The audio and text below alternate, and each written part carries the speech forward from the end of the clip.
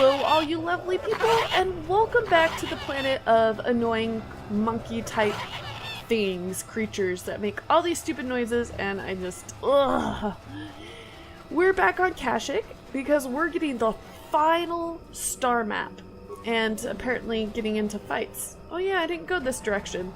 I thought I'd cleared all this stuff. Oh, well, we'll make quick work of them. With me, I have T3 and Jolie because we haven't seen much screen time of them yet, so I figured it'd be nice to, you know, see them in action a little bit. Plus, we're actually going to be dealing with a computer-like object, and T3 is the best person in our party to be able to deal with that, so I wanted to see what he was made of and if his character could really help out with anything to do with that. I'm not sure. It'll make for an interesting cutscene, hopefully. But we'll see. So in the last episode, we escaped the Leviathan, which was really, really awesome. And yeah, we know what we're doing this episode. Here we go. We got the star map. And an interesting creature thing. Let's talk to him. Do I have to wait for my whole party to get here? Dang, they are slow. What? Jolie, come on. I guess I have to get the start map first, so let's try. Okay, well, it can't be open. Sweet. I knew that already. Life forms detected. There we go. Determining parameters. Initiating neural recognition. Yes, there's the thing. Obstinate machine. I've no doubt it holds what you seek, but good luck getting it operational. Primary neural recognition complete. Preliminary match found. Match found? What the... It always muttered something about rejected patterns for me. Begin socialized interface. Neural scan indicates positive identification of subject Revan. No further testing of the subject is required. I will brief you as programmed. You are Lord Revan. I am waiting for your request to begin transfer of the star map. Okay, let's see. Yes, I want the star map now, so go ahead and give it to me. This unit has now completed its primary duty and has finished with the subject. Executing final action. Activation of star map commencing. Parameters reset. Stasis initiated. And communication. Oh my goodness. So if we actually did this when we were supposed to, when we first came to Kashyyyk, we would have had to answer a whole bunch of questions and yada yada yada, and you could get light side points or dark side points depending on how you answered. Well, a star map. An ancient artifact of dark side power. Can't say I'm surprised. I always knew there was something funny down here. I wonder if the star map has had an effect on the evolution of the creatures here in the Shadowlands. Might explain why it's so dangerous down here. An interesting theory. But I suppose we don't have time to test it now, do we? Now that we've got what you came for, we should be heading back up to the treetops. Yes. And so anyways, you have an opportunity to gain light side or dark side points based off of how you answered. But I have to say, I think this is a much better way to go about it, in my personal opinion. Just because, I mean, those conversations can be funny, but they're not my favorite in the game. So anyways, Jack and Jills, that was a lot shorter than what I was expecting. So we're going to head back to the ship, and we're going to check out, probably for the last time, what people on the Ebon Hawk have to say to us. So I'll see you guys there. Okay, Jack and Jills, we're back on the ship. Let's go ahead and go make our rounds and see what people have to say. Yeah, what do you want? I would like you to tell me more about the Mandalorian Wars. We fought against the Republic forces for some time, over the course of many battles. At the start, they were not much of a threat to speak of. But once you had taken charge, things began to turn against us. The Republic fleets began to use more than just basic tactics. Feints, counterattacks, mass deceptions. You were a genius on the field. You are held in very high regard among my people. You abandoned worlds of their defenders so that others could be too fortified to strike. You made sacrifices in order to advance your goals. Such strategies had never been enough to best us before. In the end, You proved too much for us. So... You couldn't have won against the whole galaxy, is my guess. But it was close. So close. It looked like the entire galaxy was within our grasp. I still remember that final battle in the skies above Malachor 5. The two fleets filling the space around it, outshining the stars. But you did eventually lose. Yeah, we lost. But there is no shame in it. We lost to the greatest single warrior the Republic has ever known. It was not your ships, or your men, or your vaunted fight for freedom that won this, the final battle of the war. It was by the actions of one person, you, that the Republic prevailed. Your strategies and tactics defeated the best we could send against you. Even Mandalore himself was taken aback by the ferocity of your attacks, the tenacity of your defenses, and the subtleties of your plans. You fought us to a standstill, and then began pushing back. We really didn't have a chance. So why didn't you retreat? It was what we had wanted all along, in a way. We wanted to fight the best, in a battle that would be remembered for centuries. And we did.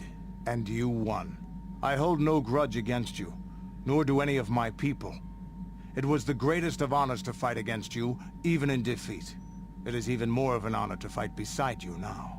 Had you been born of the Mandalorian clans, surely nothing in this galaxy would have been able to stop us. But wishing for the past to be different is useless. Better look to the future, as we should now. We'll talk more later, I think. Is there something else you want to know? Nothing for now. Your choice. I'm here if you want something done right. Statement. HK-47 is ready to serve, Master. So, you belonged to Revan originally. Statement. Yes, Master. You created me shortly after you and your apprentice began your war to conquer the galaxy. I was sent on an assassination mission into Mandalorian space, but I was damaged and unable to return to you. Exclamation. I find this most distressing. I could certainly have protected you from the Jedi and your pupil's betrayal had I returned. It probably worked out the best this way. Observation. You may be right, Master. This way we are reunited, and neither of us has suffered permanent termination.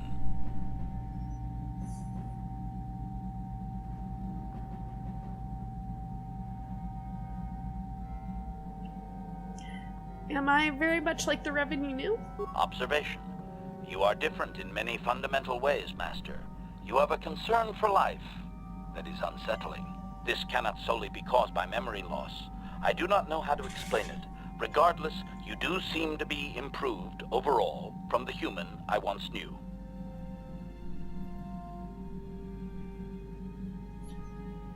Well, did you know anything about the Starforge? Answer. No, Master. You never did make me privy to any of the Starforge's secrets. And what can you tell me of Malik? Commentary. Your former pupil is efficient and brutal, even for an organic. I rather liked him when you first introduced me to him. If I had known what he would do to you, Master, I would have gladly removed his entrails right then. So, why the meatbag references? Answer. It was you who programmed me thus, Master. Your pupil once asked me what I thought of him, and I informed him of his meatbag status. He was unimpressed, but you found the reference humorous. You changed my programming so that I would continue to use the term. It drove your pupil to extreme lengths of frustration. That is really funny. Well, I think that will be all. As you desire, Master. Signing off. Got something on your mind, dude? Let's see, you mentioned something about your adventuring days? Did I say that? Strange the tricks memory plays on you when you get older. So you weren't an adventurer? Didn't I say that my past was my affair? You don't see me poking and prodding you with questions, do you? But you've already said so much, I'm just curious. I'm not here to satisfy your curiosity.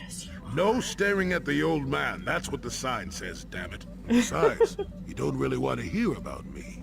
We're talking ancient history, probably before you were born. History bores kids. Proven fact.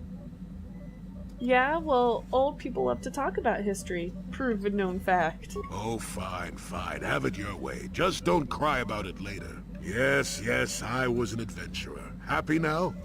I wasn't even done with my Jedi training back then. I had a full head of hair and an eagerness to see absolutely everything. Sound familiar? The Council was never happy with willful, brash Jolee Bindo, you see. Even less so when I began my smuggling career. You were a smuggler? Don't look at me like that, damn it. I wasn't always the wrinkled coot I am now, you know. I can still fight, too. So wipe off that smirk I see there. At the time, the Yukata system was interdicted by its own king. He preferred to keep his people starving and poor, all the better to oppress them. The Senate was trying to negotiate a peace, but they were getting nowhere as usual. I decided I wasn't going to wait. I found myself a ship and a partner, and we began smuggling food and supplies to the Yukata citizenry through the blockade. Was it dangerous? I mean, it sounds like it was. Oh, it was. I was a half-decent pilot in those days, and with the Force guiding me, we made it through some tough spots nobody else would have. Well, where did you get the credits for all the supplies? Well, we didn't buy all the equipment per se. Some were happy to donate goods. Some we just knew had more than they could use. So you stole it? Stole is such a harsh word. They would have donated those goods readily enough if they were compassionate. I considered it a tax on the greedy. We only got caught once. A lone Yukatish frigate shot us down and forced a crash landing. I thought the Force had abandoned me, as I remember. What happened then? Well, as it happens, getting shot down turned out to be very fortunate. That day was the day Was the day you what? Well, that was the day I met my wife. Your wife? You were married? You know another way to get a wife? Yes, that's when I met her. If it's all the same to you, I'd prefer to stop talking now. My mouth is starting to draw flies. Interesting. Well, we'll have to check out more about that later. How can you possibly be Raven? The Jedi whose troops saved me on Taris. It was Raven, leading an army out to defeat the Mandalorians. It was you. I knew when I heard that you had become the Dark Lord of the Sith, that something was wrong with it. The woman who saved me, who I have come to care for, could never go completely to the dark side. Well, I do regret any of the harm I may have caused. It is good to know that you have truly changed. It gives me hope. I do not think now that I will fall to the dark side. I only have to look at you and follow by your example, and there is no way I can fail. Well, overconfidence can lead to the dark side, I'm assuming. Yes, that is true. I suppose you would know better than I. I will never forget what you did for me, even if you do not remember it. Yes, what's on your mind? We need to talk about me being Darth Revan. If you're ready to talk, then yes. So am I. And? I can't hate you. I tried. I wanted to hold you responsible for all the things you've done for my wife, for Telos, for Dustil. But I can't. Why can't you? I got the revenge I always wanted when Saul died. But it hasn't brought me the peace that I thought it would. Despite whatever part of Revan is inside you, the darkness that must surely be there, it isn't who you are. That's why I can't hate you, why I don't want any more revenge. You don't have to be Revan. You can be so much more. Whatever the Jedi did to you, they gave you that chance. Whatever's happened up until this point, there's going to come a time very soon where you're going to have to make a choice. And there won't be any turning back. And if I make the wrong choice? Well, then I hope I can save you. From yourself. Alright, Jack and Jills, that's pretty much all we're gonna do for this episode today. We got a lot done, and in the next episode we'll be able to make it to the next point.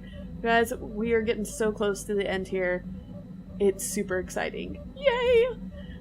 Alright, so make sure to subscribe down below and check out our webpage, or YouTube page, I should say, Venture Buddies, and see what we have going on, both of us together as well as just Bard Bear stuff. So yeah, it's all great.